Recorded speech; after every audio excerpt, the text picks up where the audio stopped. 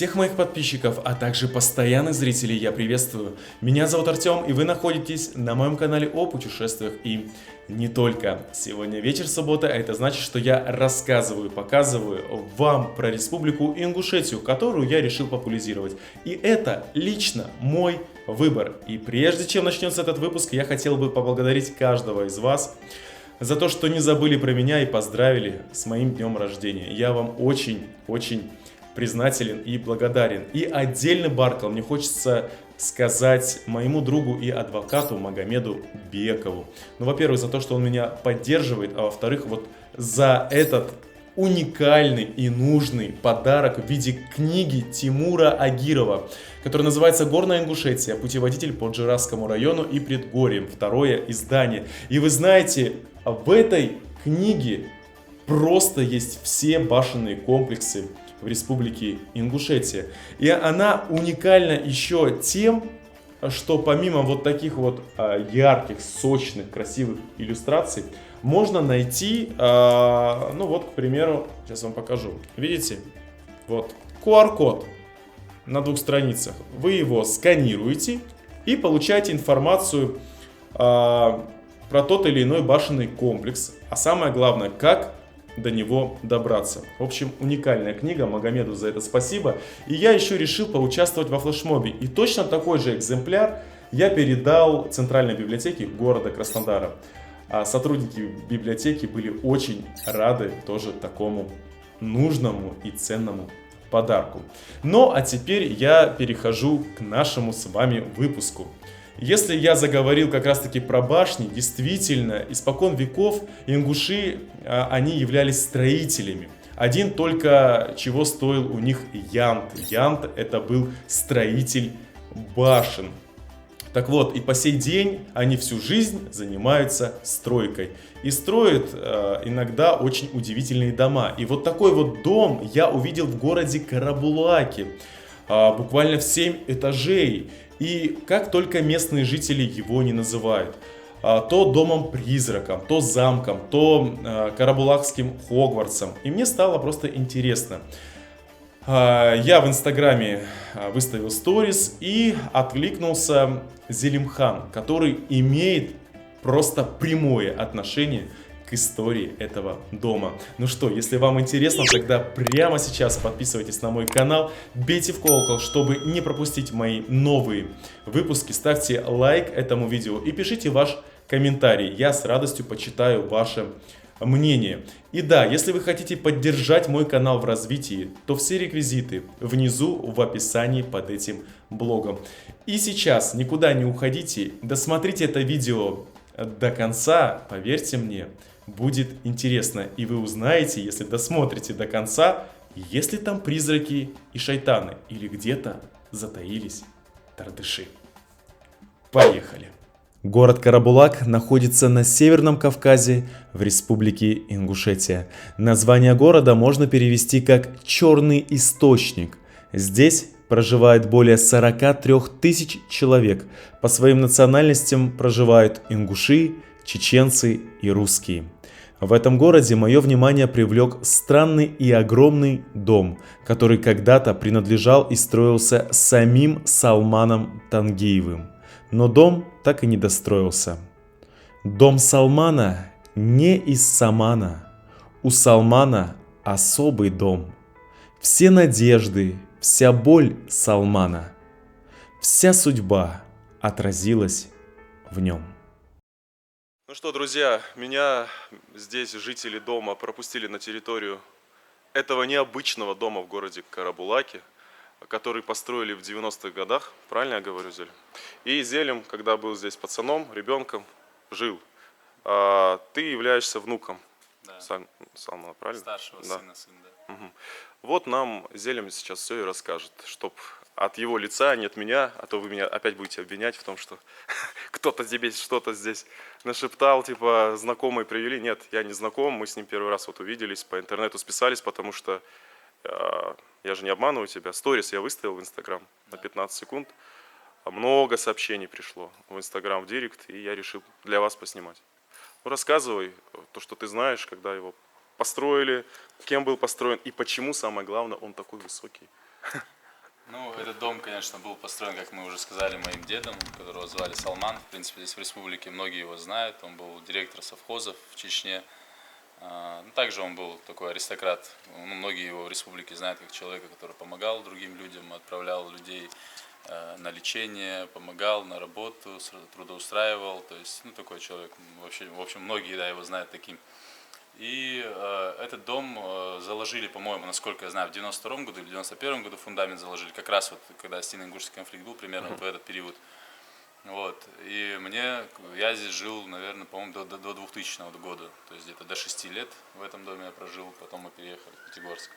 Почему такой большой, знаете, даже в нашей семье пока что на этот вопрос сложно сказать. Наверное, здесь, присутствует такой момент, он хотел, из-за того, что как бы многие его люди знали, он еще хотел, наверное, показать, что он еще может. Если это был уже его такое, у него в Грозном уже, ну, то есть в Мочкарте был у него дом большой, также и в других городах, и в Пятигорске, и в Буро во Владикавказе тоже у него были дома.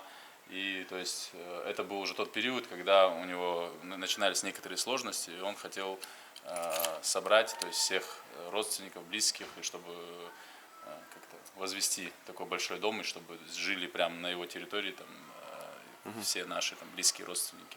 Вот такая у него была мечта, но не получилось у него воплотить. Но так, если объективно, если меня спросить, я считаю, что да, он слишком такой большой. Вот давай тогда слухи развеем про этот дом и про Салмана. Про него пишут мне подписчики, что этот дом такой высокий, необычный по причине того, что он с кем-то поспорил, что у кого будет дом выше, кто будет смотреть сверху вниз на этого человека. И есть где-то еще один такой похожий дом здесь. Не тот ли соседний, который по улице? Он тоже очень странный, нет? Ну, Правда это или Нет, я не думаю. домыслы людей? Да, мне даже говорили, что это вроде его какой-то родной брат, типа этот братья. Нет, это неправда. Я не думаю, что человек, серьезный человек, взрослый, как бы это было бы ему интересно, вряд ли. Вот. Ну, что я могу сказать? Да, много очень есть про него там всяких сказок. Легенд что там даже. духи ходят. Ну, просто у моего деда выше колена не было ноги, он ее потерял, когда ему было 15 лет еще в Казахстане. И он был с протезом. Ну, и дети это некоторые там в любом случае знали, и от этого это разгоняло, то есть все эти слухи, люди начинали там придумывать всякие легенды. А так, в принципе, такого страшного здесь, насколько я помню, не случалось. Жили мы здесь дружно. Единственное, многие думали, что мы на тот момент были богачами, но после вот этих всех Осино-Ингушского конфликта, и у нас были в семье проблемы определенные. То есть мы здесь жили скромно, но получалось так, что были собственниками шестиэтажного дома. Вот. Ну, у нас здесь жили и беженцы с Чечни, их было разное количество, от 40, там, даже доходило, по-моему, там, до 80 человек в разных комнатах. То есть жили дружно все, как бы и с Нохчи, ну, с чеченцами дружили. Да. И у нас здесь, в этом домике, который разрушился, я уже говорил, Артему, у нас здесь, я даже помню, жил Ризо, плотник, то есть он занимался каждым своим делом. Также у нас была Душа, чеченка, которая занималась всякие, выпекала пирожные. То есть каждый человек в этом доме занимался как бы своим делом, жили дружно вместе. Так, а в этом доме, просто повтори еще, ты для меня рассказал, жила чеченка. Да, тоже, в этом доме жила чеченка, и также чуть дальше там у них разделялось, жил грузин, его звали Ризо, он был плотником. Вот с тех пор, как я уехал, с 2000 года я его больше не видел. И Душа, это тоже чеченка, она занималась кондитерскими изделиями, то есть пекла пирожные. Ну, то есть для нас, то есть каждый чем-то у нас занимался вот так. Ну да, теперь остались руины. Да, здесь от этого дома. Дерево стояло, оно упало и разрушило этот дом. Да. Так, ну и про привидения ты сказал, наверное. Каждое второе сообщение про этот дом необычный, который еще называют Карабулакский Хогвартс, что в нем живут привидения. Хотелось бы просто спросить, тут есть жители на первом этаже, они здесь живут, не просили не снимать, и я думаю, нам вот расскажет за кадром, живут здесь привидения. Происходило ли что-то необычное? Слышал ли ты ночью какие-то шорохи? Звуки можно слышать чисто от ветра, а так, короче, кроме людей здесь никого увидеть и услышать невозможно, я думаю. Для глаза нашего скрыто. Шайтаны говорят здесь. И мне говорят, не ходи сюда. Шайтану в этой жизни мы увидеть не можем. Услышать, говорит, можно здесь, типа страшно. Ну что, так Страшного не бывает. Просто от ветра вот всякие железки, которые крыша, короче, скрипит, вот такое, короче, бывает, а так ничего необычного. в общем, спешу вас разочаровать. Привидений, шайтанов, чертей, и кого вы там еще называли здесь нет, потому что никто мне про это не сказал. Мне сказали, что ходят только такие слухи. Ну, я бы с радостью бы здесь. Мне, кстати, говорит, останься на ночь здесь ночевать. Тогда ты только узнаешь. Но только не делай этого, говорит, мы тебя терять не хотим. Но раз вы тут живы, здоровы, все нормально, я думаю, что дети вот бегают здесь. Все в порядке. Ну что, теперь самое интересное. Мне разрешили зайти вовнутрь, прям дома. Некоторые этажи я вам сейчас покажу. Погнали. Не везде здесь есть электричество. Здесь когда-то находился бассейн. Здесь вулкан учился Да, плавать. вот. Зелень мне рассказывает, что в детстве он учился плавать, и его... Отец прям в одежде закинул туда. Да, Если хочешь жить, научишься. Если там банька была. да, баня. Банька. Да, жаль, что так. Видите, все уже гниет, падает, к сожалению. Ну, я думаю, что новые хозяева этого дома, когда они появятся, потому что этот дом не могут купить, он уже долго стоит на продаже. Вот. Не упади, тут ребенок все хочет посмотреть. Туда вам нельзя ходить, там упадете, видишь, не выберешься оттуда. Вот, ну, кто-то рано или поздно покупатель на этот дом найдется, все это отремонтирует. Хотя такой гигантский дом. 3000 квадратных метров, да, у него? Да точно не знаю, честно говоря. По-моему, весит. Мне кажется, что она больше. То я слышал, что 3000. Так, куда нам можно идти? А там А, сюда. Можно и туда. Да, я хотел посмотреть, я жил в таком. Там такое внутри еще окошко маленькое. Там нету Пеннивайса. Нету Пеннивайса. То есть я вещи туда сужу. А мне сказали, что у вас тут нет призраков. Есть, да, Пеннивайс? Приходит. Шутим мы все. Сейчас здесь будет. Интересно, как я помню, или нет. Представь, я здесь не был. Сколько, 20 лет. Сейчас зайдем, здесь будет комната, слева будет кухня. Ой, это два санузла слева должно быть, по идее. О, видишь? 20 Да? лет, я помню. Так, плитка тоже. Слушай, ну... Ничего себе. Зелем здесь гидом у меня выступает, я его потом выделю. Он здесь жил, когда ему было 6 лет, 20 лет тому назад он здесь был последний раз. Классно, что запустили. И классно, что ингуши тоже, видите, как быстро-быстро они могут узнать какую-то информацию, друг другу передавать все. И, видите, мне написали, мы увиделись, встретились, это классно. Зал? Угу.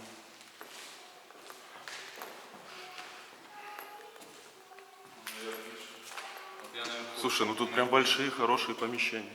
Ох, и лестница какая интересная. Давай, ну, ты вперед пойдешь. Только надо аккуратнее по этой лестнице. Мы здесь жили, наверное. А, угу, в этой части. Круто. Привидения, вы где? Мы в поисках привидения, которого нет. Дети говорят про какого-то Пеннивайза. Это, видимо, они что-то купили или остановили. Или родители пугают. Ничего себе.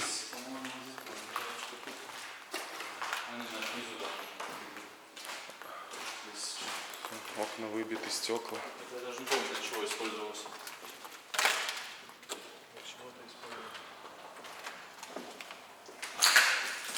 Ничего, сколько денег нужно было, чтобы построить этот дом. А, то есть все, здесь больше ничего не было. А вот та дверь ты... Посмотри там, видать, кровля, пока кровля. А, просто кровля. А, вон оно как. Это просто... Это крыша. Угу.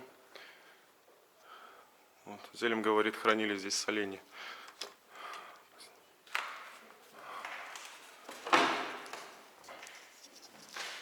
Слушайте, ну необычное место. Правда, небезопасное.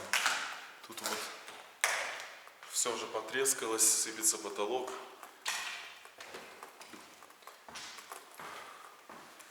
Очень интересно. Лайк с вас сразу. И вот здесь вид на мечеть в Карабулаке. Да, вот так. А, прямо на улицу, да? Выход. Еще один. Так, сейчас чуть-чуть. И на нее можно наступить? Да, 3-4 выхода, по-моему, из дома.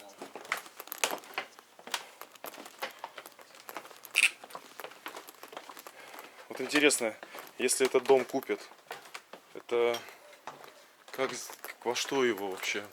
Конечно, большие деньги надо вложить. Ну да, я даже не знаю. В Ингушине такие дома, на самом деле, я знаю, вы любите большие дома, но не настолько гигантские. Это перебор. Too much. Это мы вчера это обсуждали, 6 этажей. Я даже не знаю, здесь завод можно поставить. Здесь в подвал заезжал грузовик полностью, полноценно. Разгружался самосвал и выезжал. Представляете, подвал огромный. Жесть. Зерном занимался очень.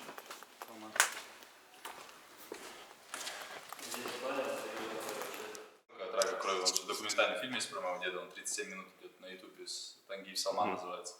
И этот парень, которого жену, он уже взрослый, он, по-моему, уже ему где-то лет 35, как тогда он был маленький. И он болел лейкозом, и мой дед его спас. Получается, сам от этой болезни и умер. И умер. Такая, ирония. Да, просто не местно.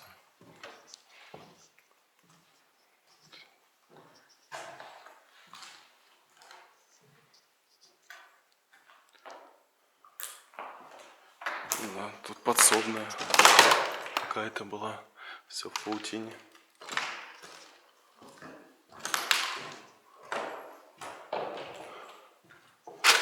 Так, еще там, да? Здесь выше. Все-таки 6 этажей здесь. Да, 6 и мансарда еще. 7-й, тут маленький.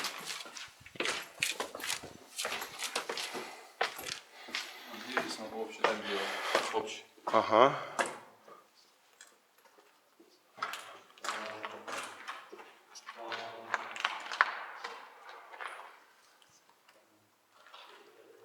Даже еще выше есть.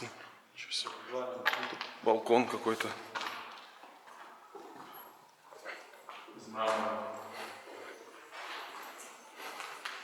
А мне сестра-то твоя написала, она родная тебе, да? Да. Ага. Она так же, как ты. Написала, говорит, мы там прожили. И говорит, брат написал, а я не знал, что ты брат. И я говорю, сейчас ему повторно напишу. С вашими нельзя общаться.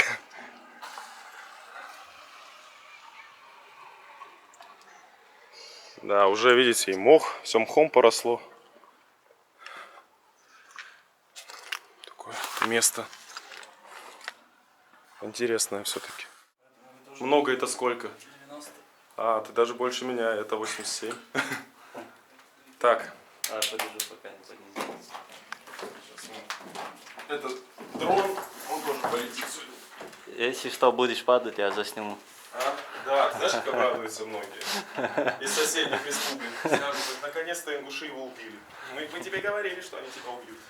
Так же пишут. Не, братан.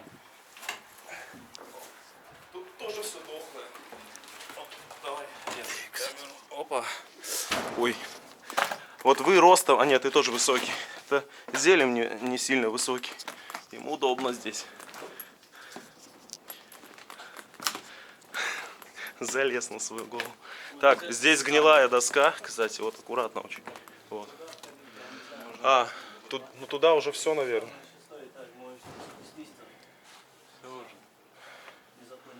Пик. Мы можем сейчас спуститься, если наступим туда. Быстрый спуск. Да, быстро причем. Сейчас. Опа. Видите? Все ради контента. Причем я потащил, не меня потащили, это я потащил сюда людей. Это важная информация. Скажут, убили. Да, Сам ингуши. Сам виноват буду, если что-то произойдет. Да, тут прям все хрустит. Видите? В одном, как говорится, месте детство заиграл. Ну, по крышам бегать здесь не будем, голубей гонять не будем. Голубей пожрали уже здесь всех, некого гонять. Не обошлось без жертвы крови. Ладно, ничего страшного. Ну что, вот такие вот есть дома необычные. Посетил я тот самый Карабулакский Хогвартс.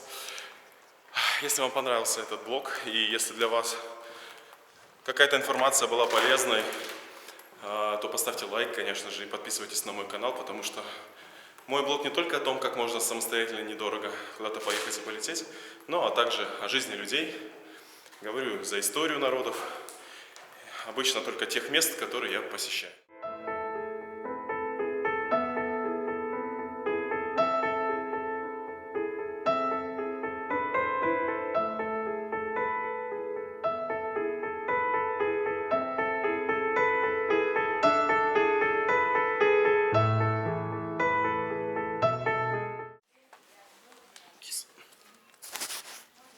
Да, меня везде кошки любят, не убегают. Ну что, завалил кого-нибудь? Чемпион. Ой, у вас боим это. А где твой Пеннивайз? Там наверху. А, это вы его так научили, да? А, там наверху живет? Да. Ну мы его побили, сейчас сходили. Он сильный, он проснулся. Покажите, где он. Ой, тебе туда нельзя. Ты не поднимешься, пока еще не вырос. Когда будешь, как я, чуть, ну, может, там чуть поменьше. Такие... Я огромный стану, его. Да, тогда ты побьешь его. Иди тренируйся тогда. А ты куда? Ты будешь шайтанов всех гонять. Можно там шайтан и все. Это чей? А ты чего? А это не... А он тебе кем приходится? Племянник? Ну что, друзья, дом без призраков. Я посмотрел, правда, маленький Зураб сказал, что на верхнем этаже живет Пеннивайз какой-то клоун. Кто-то его научил, знаете зачем? Ну, чтобы ребенок туда не лазил, там правда небезопасно, вон я поцарапался тоже. А дети такие, что им дай волю, быстро порядки наведут. Ну и где бы я ни был, всегда меня приглашают на ингушский чай, так называемый, сейчас будете опять смеяться. Когда смотрят русские украинцы ролик, они всегда говорят, это как праздник. Я говорю, ну ингуши всегда, когда гости приходят, это такой небольшой праздник для ингуша. Они гостей очень любят.